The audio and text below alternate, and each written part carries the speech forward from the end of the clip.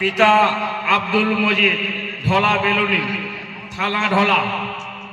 নারায়ে তাকবীর, নারায়ে তাকবীর। হাফেজ খয়রুল সাহেব, হাফেজ খয়রুল সাহেব আল কোরআনের আলো,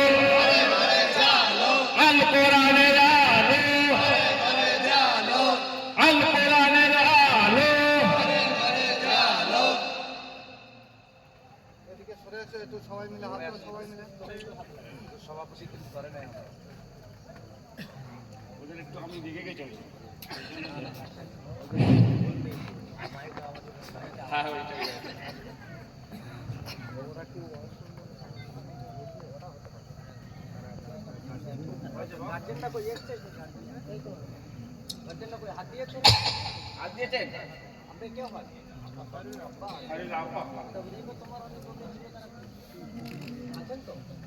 হোজাইফার যারা দাদা এবং নানা এসছেন তাদেরকে বলবো আপনারা একটু সরে আসুন।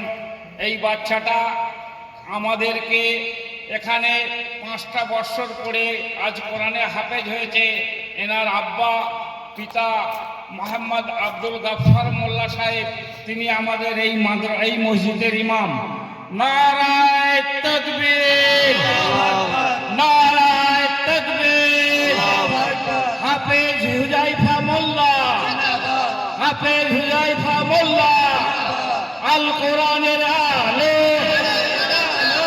আল কোরআনের আলো, আল কোরআনের আলো।